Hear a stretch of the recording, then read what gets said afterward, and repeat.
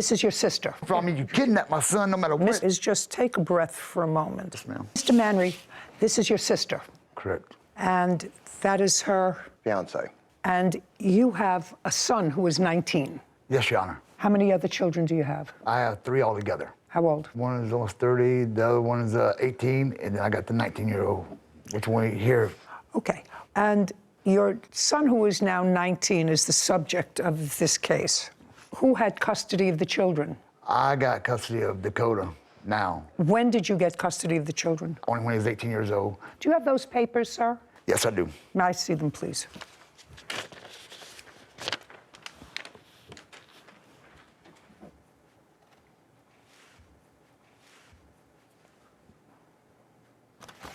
Okay, so this grants you, sir, legal and physical custody of Dakota Manry until further order of the court. So what this case is about now, and I assume from what I've read, that Dakota has certain special needs. Yes, ma'am.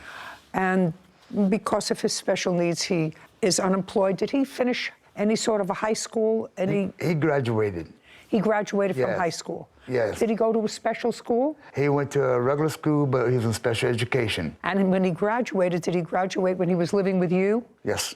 Okay, so this is what your case is about. At some point, according to you, you have a niece. And your niece wanted to have Dakota come and stay with her for a couple of days. You were at the time, according to your answer, sort of in between residences. You were evicted from one place and going someplace else? I was in the process of moving. I got my niece to go with me to, ask her if she'll bring me to go get Dakota by my cousin's house. And she said, sure. Okay. Dakota went to live for a few days, at least, at your niece's house. No, not live there. No, not live there. No, ma'am. Well, he was there overnight. He was over there overnight. How many nights was he there overnight? I think about maybe a week. I was supposed to be Okay. 3 days. So he was there. Yeah. During that time, you, who are his aunt, Yes, ma'am. went to your niece's house and you saw Dakota there. Yes, ma'am. And according to you, became concerned because, according to you, it looked like he hadn't showered in a week. He was in dirty clothes. He just looked awful. So you decided to take him to live with you. I asked him, I said, do you want him to the house to stay, a little while, where he can eat and all that, because he looked like he hadn't ate either. Okay. Well, this is what your case is about. You decided to take him, didn't discuss it with his father. During the time he was with you, he had some expenses. You want his father to be responsible for those expenses, and you want his father to return certain of his personal property. That's what the case is about. Yes, ma'am. Okay. First, let me deal with all things legal. I have an order here dated January 21st, 2021, which grants physical and legal custody of Dakota to his father. Do you have any subsequent order granting you custody or guardianship, is my question. I have power of attorney. That is not the same thing. Can I see what they have? Power of attorney when I didn't give her permission. I got custody. Okay.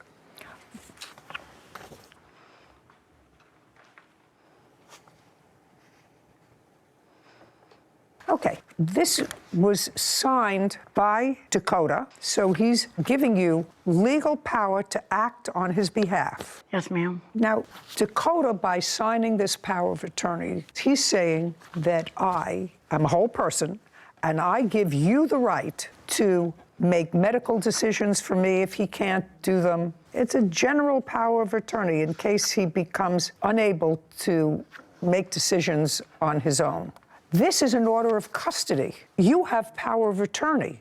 Power of attorney suggests to me that Dakota wants to emancipate himself from his father, wants someone else to act on his behalf. It becomes a complex question because if Dakota has special needs and if he can't act on his own, and a court has already ruled that his father should have custody of him, either you have a power of attorney and he's emancipated, in which case his father's not responsible for any of his medical bills, or this is invalid because he can't sign a power of attorney because he doesn't have the mental capacity to understand all of the implications of this power of attorney. Now, your nephew was in special classes. Yes, ma'am. And do you know what the nature of his disabilities are? Fetal alcohol syndrome. Is that his diagnosis, sir? Yes, Your Honor. He had, according to you, after you took him from your niece's house, and you do acknowledge you took him without his father's permission. Yes, ma'am. Yes, ma'am. We was not talking, me and him. Well, it doesn't make any difference if you were And so talking or not. I didn't have his number, and I asked Dakota, I said, text your daddy to let him know you're coming with me. Dakota said, and he showed me where he texted Michael. Now, I don't know if it was on a different Facebook page. No, it's your responsibility to notify his guardian, who has custody, that you have taken physical custody of him. Right. And when did you take physical custody of him? Give me the month, day, and year. May 20th of this year, 2022. Now, while you had physical custody of Dakota, you indicate that he had surgery. Yes, ma'am. And part of what you want Mr. Manry to pay for is the ambulance bill. What kind of surgery did he have? Brain surgery, and he had a feeding tube put in him. Just a second. What caused you to take him to a hospital or to a doctor? Your Honor, when he arrived at the house on the 20th, he had very bad slurred speech, and his balance was completely off. He was falling over. Your Honor, it was like he was a drunken man. Let me go back to you for a second, sir. While Dakota was with you in the months just prior to May, did you notice Dakota having difficulty in his gait? Not like he was explaining to me, I was going overboard. No, did you? But his balance was off, okay. Did you inquire? Did you take him to the Yes, doctor? I did. I took him, actually, right after I got him. So you saw that balance was off a while ago. When I noticed that he had headaches, all right, because his dream, that, thanks to me, was wrestling. He loves wrestling. I put him in wrestling. I talked to the promoters, and I did that for him. But when I seen every time he got body slammed, you know, and this and that, I had to take him out of it. I got concerned because he was complaining of headaches. So I made him an appointment, and I waited for a referral. Well, when the referral came in, my kid was kidnapped. So he never actually saw the second doctor? No. Okay. Do you have any records? Well, I couldn't get the records. I tried to get them. Once something went wrong, my kid died doing surgery. I couldn't even be there for him and all that. Anything could have happened. Just a second. I'm following you, sir. Now, when did you take him for this brain surgery? I took him the first week of June. I took him to do a CAT scan, and as soon as she did that, we went to the hospital. We didn't leave the hospital. They put him in the ER, and from the ER, we went to Florence, Alabama, and then the surgeons there couldn't do it because it was so big. What was so big? Your Honor, brain. they found a mass the size of a grapefruit. The first week, Dakota came to stay with us after we noticed the balance issues and the slurred speech. She took him to doctor who diagnosed him with being severely malnutritioned. Your Honor, when he came to my house, his Liar. No. Okay, I'm sorry. Your Honor, sorry. My apologies. his leg was no bigger around than my wrist. I got it. Mr. Manry, everything has to be put in perspective. You had a lot of things going on. And if Mr. Stockton's reporting to me is accurate, even though there might be some bad feeling of the way your sister and her fiance took physical custody of Dakota, you really have to be in a position to say thank you to them, because you, for whatever reason, not for lack of trying, nobody is suggesting for lack of trying, you did try to take him to a doctor, you did see that there were things wrong with him. I understand that it's not always that easy to get the right specialist to get involved in this kind of surgery, but you really have to take a breath. Yeah. And I assume it's accurate, because I cannot assume that anybody would perform brain surgery on a child that was not necessary. That Okay, Your Honor, why she couldn't call me she instead should, of calling just a the mother? second, just a second. Your sister should have called you and told you that Dakota was going into the hospital to have surgery. That would have been Your the Honor, nice she thing to did. do. Did you do that? She did. No, she did not. She called I called their my mama. mother. Well, calling your mother. His phone was disconnected. I did not have the new number until he called me or texted me with a bunch of drama. That's when I got You his took number. my kid from me. You kidnapped my son no matter what. Mr. Manry, what I want you to do is just take a breath for a moment. Yes, ma'am. Dakota was only at your niece's house for a short while. You already told me that when he came to you, his gate was off. So right before he went to stay for a couple of days at your niece's house, was his speech slurring? No, he always had a speech impairment because of the disability, but his speech was not slurred at all. That is a lie. Him having the skinny arms and all, that's all Okay, lies. I'm not talking about skinny arms. I'm talking about his slurred speech. What I was saying to you, Mr. Manry, is that I don't think there are any bad guys here. I don't think that you're a bad guy. And I don't think that your sister and her fiancé meant any harm when they saw a situation that they thought was dangerous. And as it turned out, they were able to get him seriously needed medical care. That doesn't mean it was all done right. But what you're asking for is to be compensated by the defendant for the cost of the ambulance bill that you incurred. Now, this power of attorney was signed by Dakota, if in fact he had capacity to sign this power of attorney. It was done 2 weeks after his first surgery. So up until that time, even if I could construe this as a valid document, his father had legal and physical custody of Dakota. And I assume that's because he had special needs and is unable to live on his own. Is your son able to live on his own? No, he never will. Okay, so that's what I assume as a result of this order. If you want this order changed, you have to go back to the court in Mississippi. You have to be declared his guardian. Your Honor, we did not want to be declared his guardian. The reason the POA came about to start with, during the entire surgical, Your Honor, can I say something? the father was aware of it, so was the mother. The mother was actually present at most all of the appointments. It doesn't matter. The mother doesn't have And- custody, legal or But physical. we were under the impression, and were told she did, that he only had a temporary custody. So she showed up to say she had to sign all the documents. She was going to do this. She was going to do this. She was going to do this. Did she sign the documents? She signed some. Then under social services directions, Mary was informed she should go after a power of attorney. It was discussed with both Dakota and her. It may be. That's not a lawyer. That's bad advice. Now, just before I get to the issue of clothing, property, whatever he has that's at your house, and where it should go from here, your first stop is to go back to the court in Mississippi that issued this order. Yes, ma'am. And say to them, I need Dakota's law guardian. He'll be appointed a guardian for himself, independent of you, and they will interview him and they will do certain evaluations of him and determine where it is that he wants to live. But you have to do that in court. You can't do that ad hoc because you relied on his mother's statements that she had the authority to sign off on these things. She did not until this is changed. And if you want to change it, you are free to go in and try, and then Dakota will be interviewed and seen by a psychologist or a psychiatrist, and he'll have a medical evaluation and determine whether or not he is a person who actually requires guardianship. And if he requires guardianship, you can petition for that, and you'll have a trial. This is not that trial. Yes, ma'am. Did Dakota have Medicare? Medicaid. He had Medicaid. That would pay for the ambulance ride.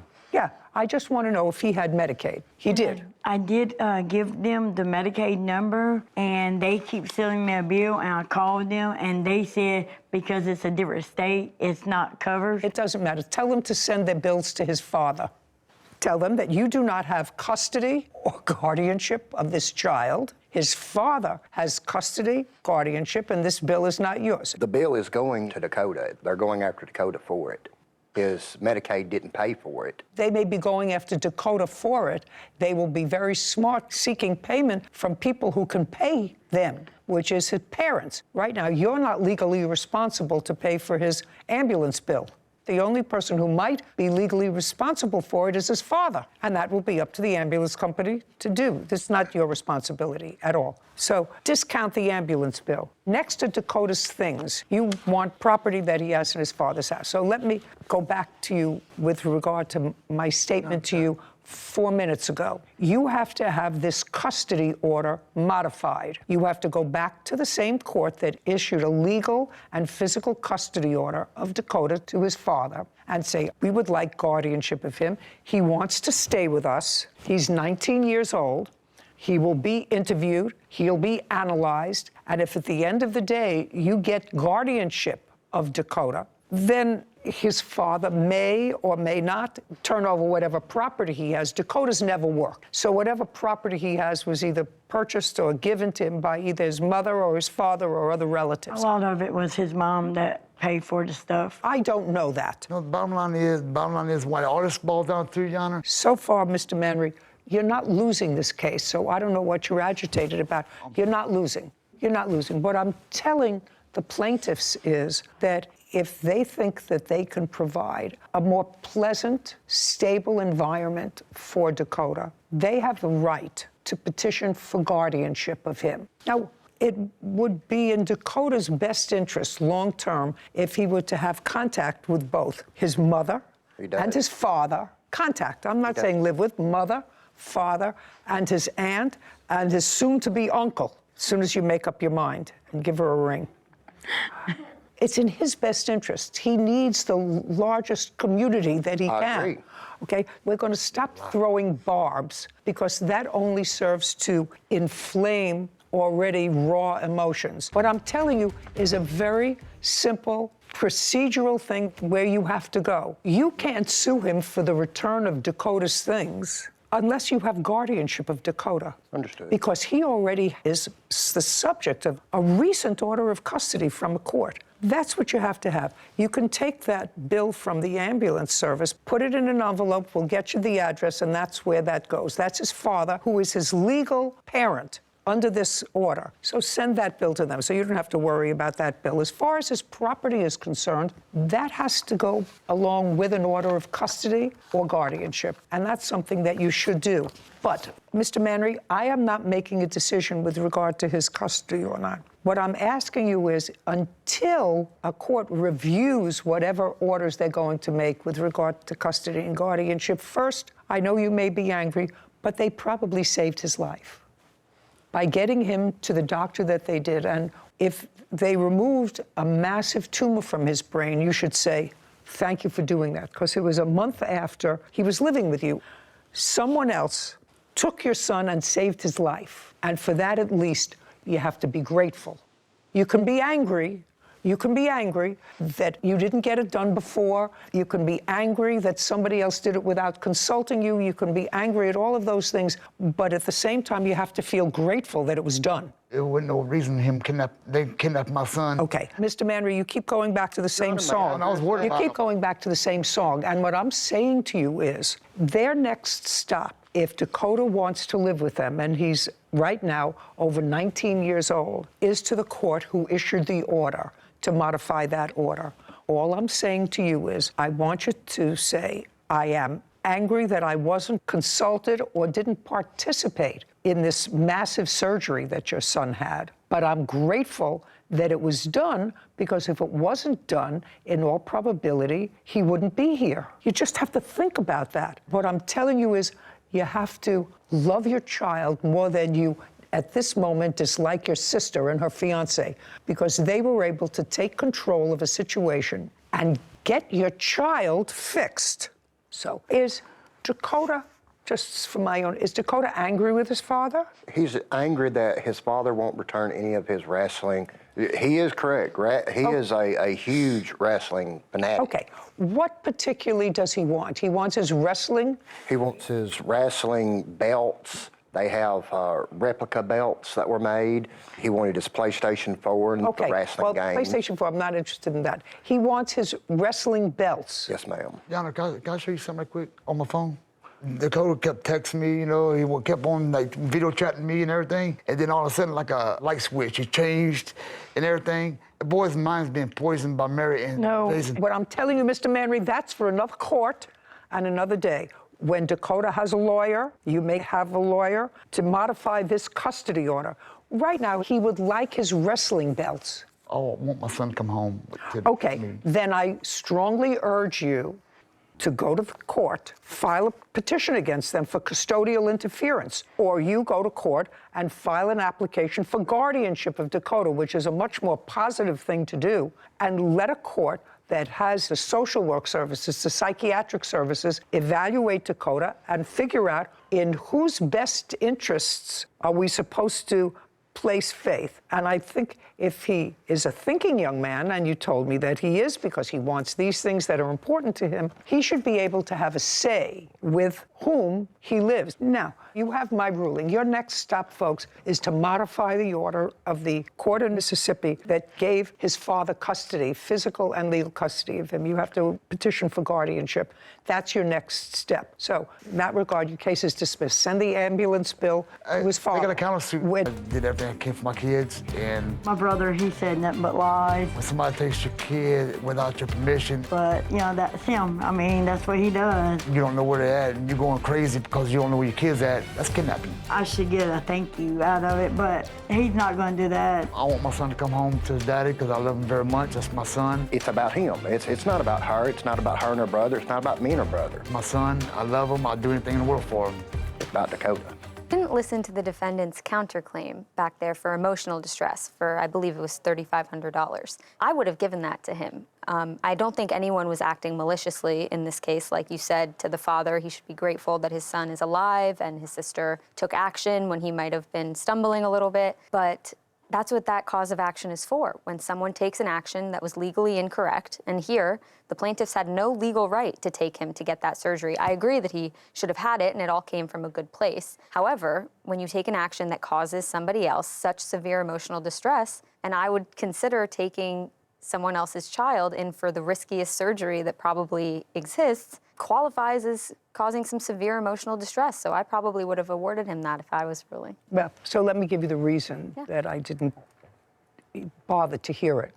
I think the aunt and her fiance had nothing but pure motives in taking this 19-year-old who they say appeared to be malnourished and they say was diagnosed as being malnourished, which is possible, and it's possible that it was all related to this brain tumor that he clearly had that was impairing his stability, and he was with his father for a year while this tumor was growing. I don't think that they had malicious intent. Neither do I. And I think that but for their actions, this 19-year-old boy probably would be dead. If they took out the tumor that was the size of a grapefruit, I would say 6 months later or 8 months later, there's a strong probability that would affect the optic nerve, affect the carotid artery, and gone. So although I could understand his annoyance, from the time they went to live with him until his surgery was a month. And I actually don't believe that this father didn't know where he was for a month,